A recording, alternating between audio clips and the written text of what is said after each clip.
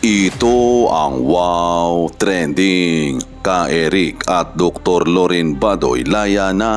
Ito ay matapos na magsampa ng kaso ang kampo nila ni Ka-Eric at Dr. Lorin Badoy sa Supreme Court. Sinundan din ito ng panawagan ng mga active at retired na PMA na palayain na sila si Ka-Eric at Dr. Lorin Badoy. Kanina, formal ng pinirmahan ni Congressman Tambunting at House Secretary General Velasco ang release order nila ni Ka-Eric at Dr. Lorin Badoy. Napabilib naman ang mga netizen sa ginawa na ito nila ni Ka-Eric at Dr. Lorin Badoy, habang ang mga tambaluslos na congressman naman nagmukhang mga walang alam dahil ayon pa kay Congressman Pimentel na hindi nila pakakawalan hanggat hindi nila sasabihin kung sino ang source ni Ka-Eric sa 1.8 billion na winaldas ni Martin Tambaluslos Romualdez sa kanyang mga travel expenses. Sana hindi kayo mapapagod na ipaglaban ang bansang Pilipinas, Ka-Eric and Madam Lorin Badoy.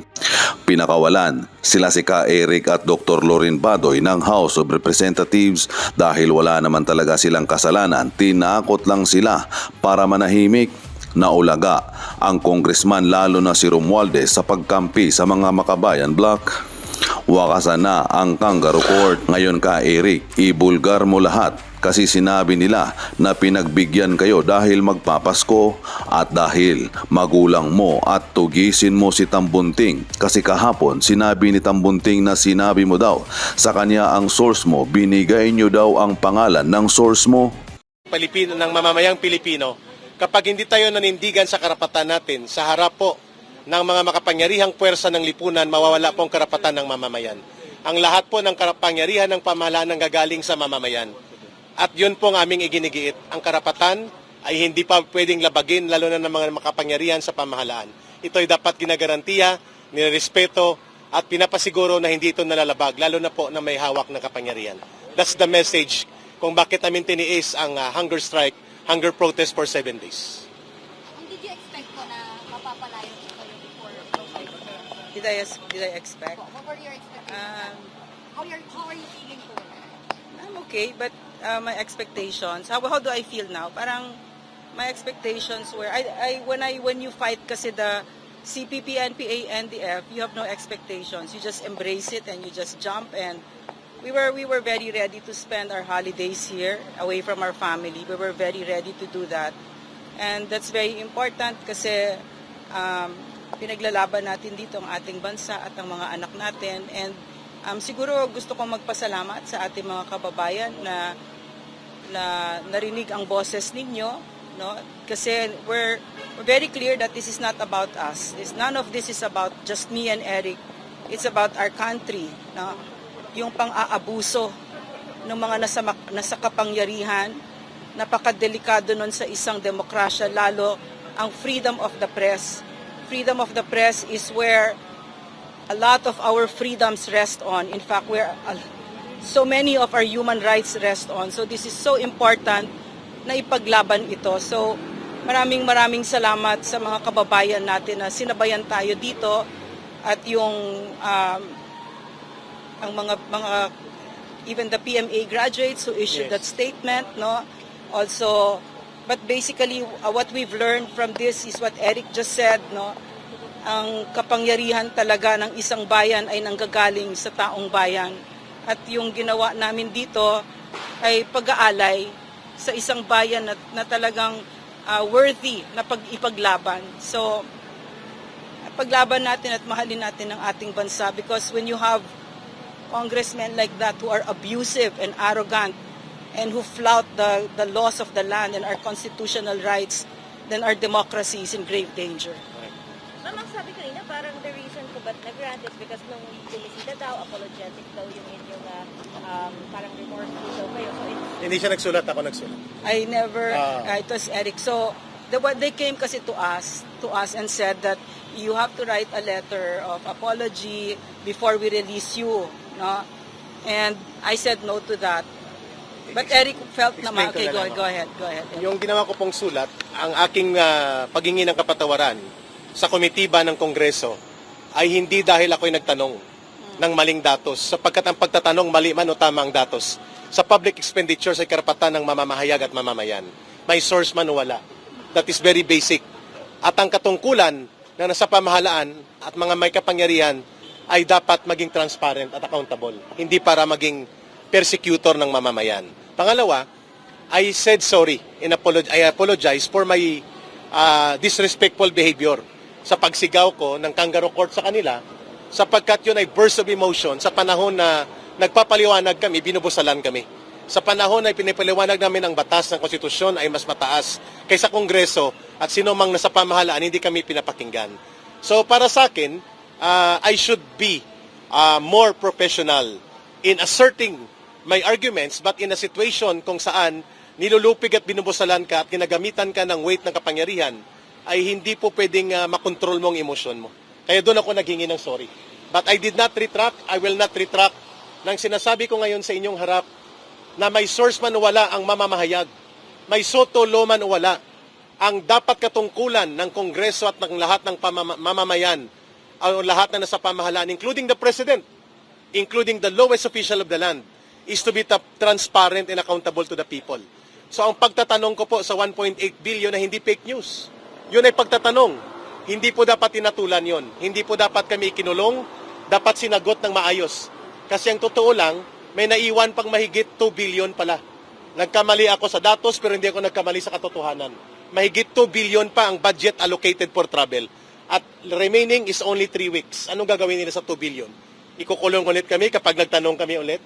So may source o wala, accredited ka ng KBP o hindi, ang pagpapahayag at pagiging mamamahayag ay tungkuling kilalanin ng gobyerno yan at Estado. Yan ang counter-check sa power of the state and the government. Sir, sabi ni Congressman Tambunting, nireveal niyo raw po yung source ninyo. That is his version. That is his story. Kaso wala po. Well, he stand by it. Ang aking sasabihin sa inyo, I will protect the source. Pero nireveal nyo nga po, sir. That's the point. Story niya yon. I did not reveal any names. So sabi niya, may nireveal na names. We talk about it. Sabi niya, in confidence, ay papakinggan niya ako. I did not expect na may sasabihin siyang mga bagay na maglalabag sa confidence ng aming pag-uusap.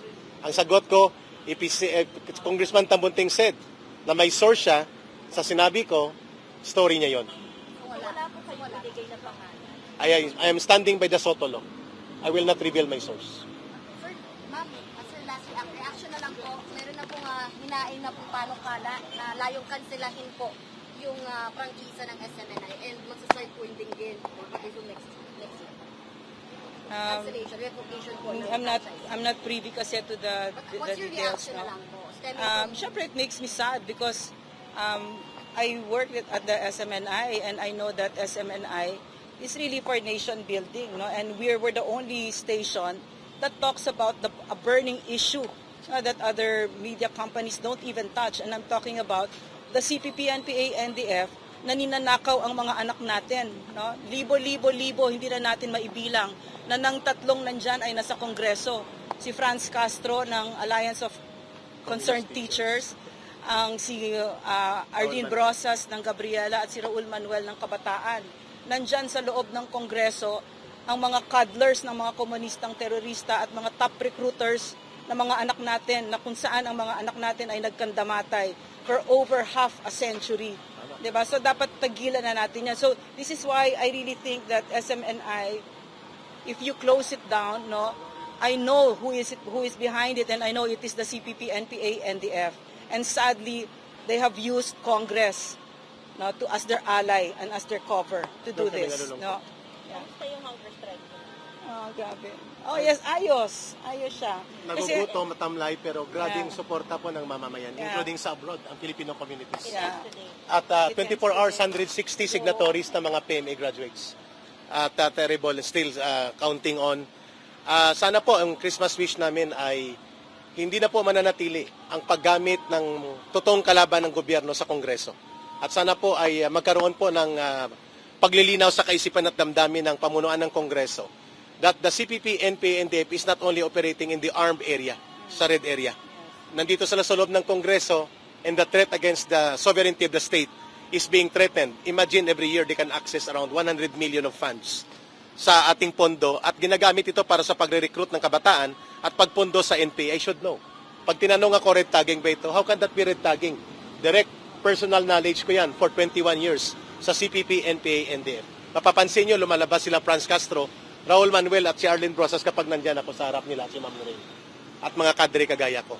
Sana po silang inimbestigahan ngayon upang matigil na po ang kaguluhan sa ating bansa.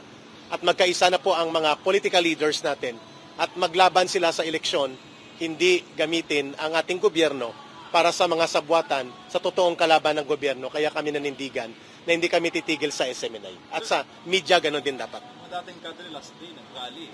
Nagbanta sila pag di daw kayo i-release yung kanilang rally, lalaki at posible na maabot sa Malacanang. Your thoughts on that? Actually, na-touch kami talaga kasi tuloy-tuloy na lumawak ang mga former cadre. Libo-libo kami nag-surrender. We hope that the government will see it na are we still standing on just ground? Or do you have a ground to stand on? We hope nakikinig si Pangulong Bongbong Marcos Jr. dito. Sapagkat saan kami pupunta na nagbalik loob at yumakap sa kapayapaan at kumikilala sa gobyerno at nagpailalim sa otoridad ng gobyerno kung kami pala ay nagsasalita tungkol sa transparency, good governance at inibinubulgar namin ito mga CPP, NPA, NDF na sa loob ng gobyerno, pwede pala kaming ikulong ipatawag dito.